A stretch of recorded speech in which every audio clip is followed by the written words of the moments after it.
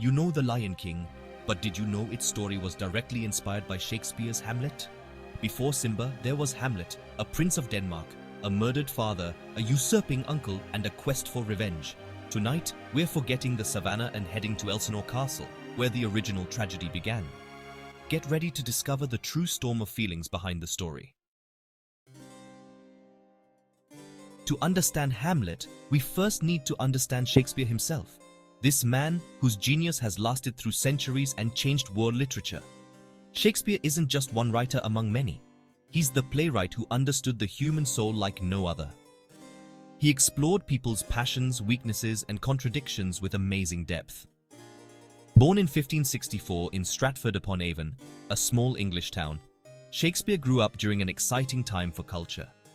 Early on, he loved theatre, writing, and poetry. He found ideas in everyday life, old stories, history, and common human feelings. He wrote plays that have lasted for centuries, from funny comedies to the darkest tragedies and unforgettable love stories.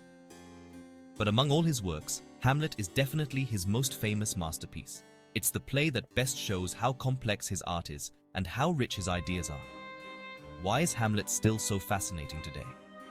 Because it shows doubt, the search for truth, and how hard it is to act in a corrupt world. Hamlet is the troubled prince, the person who always questions himself, who goes back and forth between acting and thinking, between revenge and justice.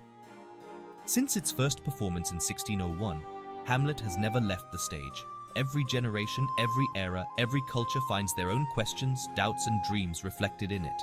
The themes in Hamlet, betrayal, madness, death, love, family, are universal and timeless. Shakespeare talks about things that are true for everyone. He talks about love, death, betrayal, ambition, family, loneliness, and finding meaning. Hamlet is all of that at once. A play that questions human existence, that shows our fears, our hopes, our deepest contradictions. That's why, more than 4 centuries after his death, the name Shakespeare still rings out as the greatest English poet, the undisputed master of world drama. His work continues to inspire, challenge, and touch us, proving that the power of his words and the depth of his characters are still incredibly relevant today. Hamlet is the story of one man, but it's also the story of all humanity facing its own secrets. That's why Shakespeare remains the master of world drama forever. His legacy is alive, vibrant, and continues to speak to us, move us, and make us think. Shakespeare is the eternity of theatre and poetry. The story begins on the icy walls of Elsinore. The night is deep, the wind whistles through the old stones, and snow covers everything with a quiet veil. In this gloomy and unsettling atmosphere, our tale begins, as the Danish fortress seems to hold dark secrets. The guards, stiff with cold, peer anxiously into the darkness, for rumors are spreading. An apparition is said to haunt the walls at nightfall. A ghost roams the night, the spirit of the murdered King Hamlet. His pale, tormented figure glides, shrouded in mist, along the battlements. The frightened witnesses whisper that the old king finds no rest, that his soul cries out for justice.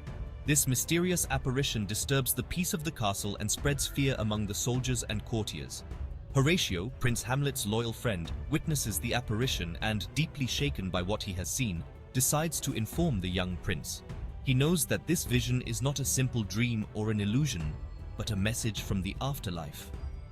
Horatio, accompanied by some companions, shares his concern with Hamlet, who agrees to come to the battlements himself to confront this mystery. The ghost appears before Hamlet and reveals the terrible truth.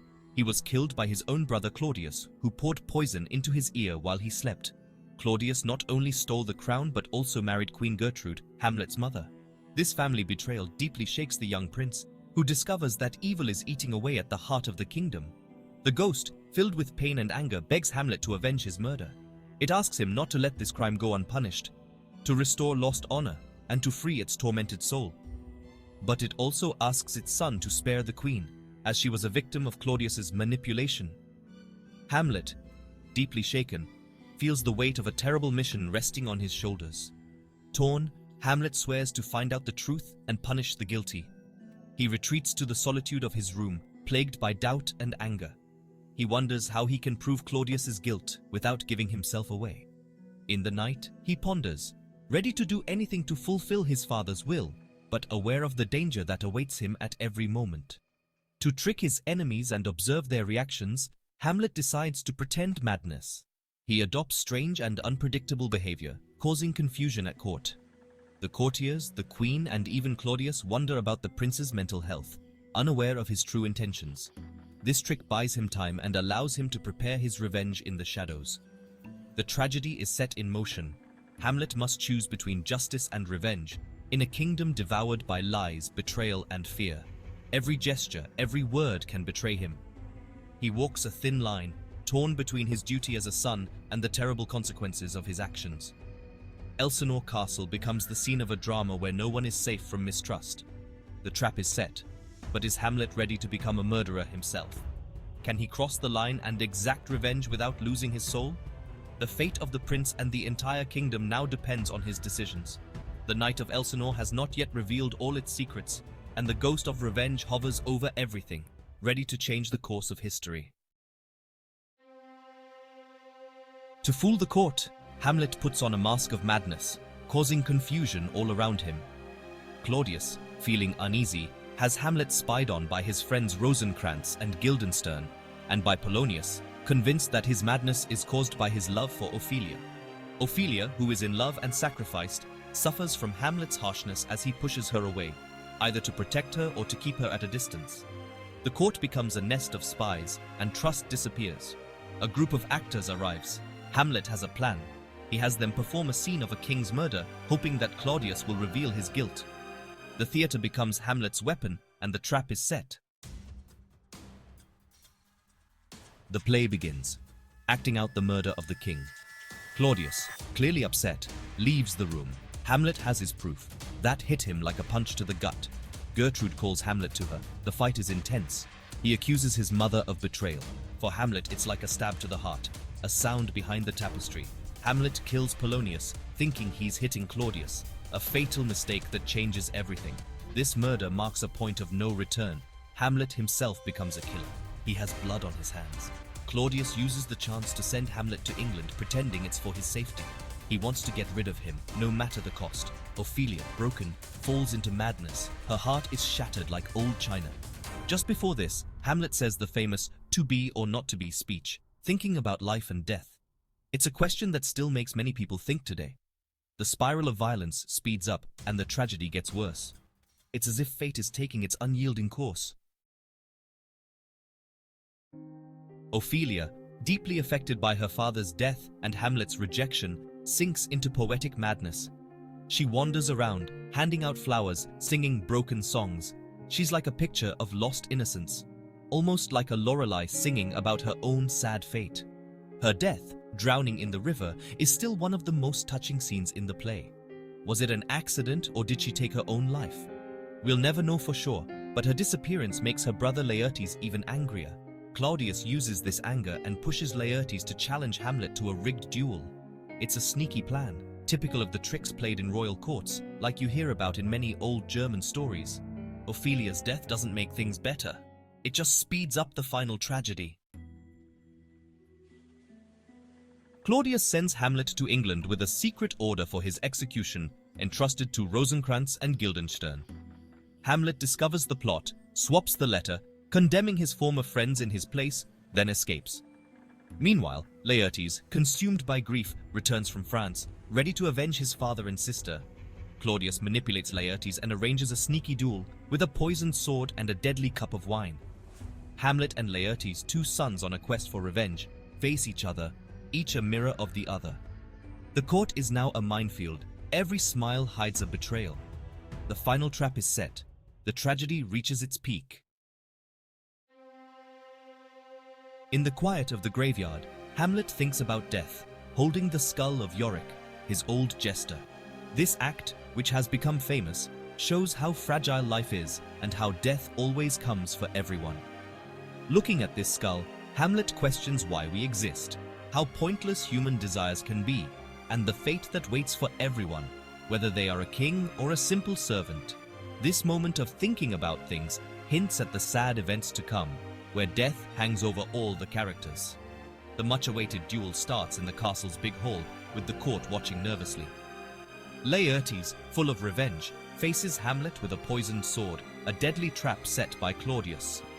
Their swords clash, and you can feel the tension. In the confusion, the swords are accidentally swapped.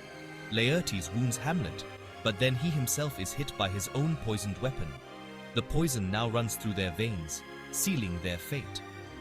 At the same moment, Queen Gertrude, not knowing about the plot, drinks from the poisoned cup meant for her son. She collapses, overcome by the poison, in front of the shocked court. Her sudden death adds to the general confusion and panic, speeding up the tragedy. As Laertes feels death coming, filled with regret, he tells Hamlet the truth about the plot Claudius made. He admits that the sword and the cup were poisoned, and that the king is the real person behind this terrible event. This last confession, forced out of him as he dies, tells Hamlet about the ultimate betrayal. In a final burst of his will, Hamlet, consumed by pain and anger, lunges at Claudius. He wounds him fatally with the poisoned sword and then forces him to drink the rest of the poisoned wine. This way, he finally gets his revenge and ends Claudius's bloody rule. But the cost of this revenge is terrible. In just a few moments, the throne room turns into a battlefield. The queen, the king, Laertes, and Hamlet all die one after another. The blood of the nobles flows on the cold floor, and silence falls over the court, which could only watch this slaughter helplessly. Hamlet, mortally wounded, collapses into the arms of his loyal friend Horatio. With his last bit of strength, he speaks his final words. The rest is silence. This goodbye moment, full of sadness and giving up, marks the end of a troubled hero who fell victim to fate and the bad things that power can do. In total, 9 people lie dead on the floor, leaving behind a ruined kingdom, with no one to take over and no hope. Revenge, far from bringing justice, has destroyed everything in its path, leaving only ruins and destruction. The final scene shows a picture of ruin. The throne room is covered with dead bodies. The throne is empty, a symbol of a Denmark with no future, no ruler, and no direction. The tragedy reaches its peak, leaving the viewer feeling empty, both moved and shocked by how cruel fate can be. The curtain falls on a destroyed world, where silence follows the noise of weapons and human feelings. Fortinbras, the Prince of Norway, finds the bloody mess and takes charge. Horatio promises to tell Hamlet's story so the truth lives on. Hamlet, now a symbol of human doubt and how complicated we are, still pops up in our culture.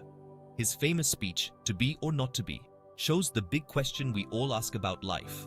Hamlet isn't just a hero or a bad guy. He shows us our own mixed feelings. The play doesn't give easy answers. It makes us face the endless cycle of revenge. The rest is silence. It's up to you to think about the messes that human feelings leave behind.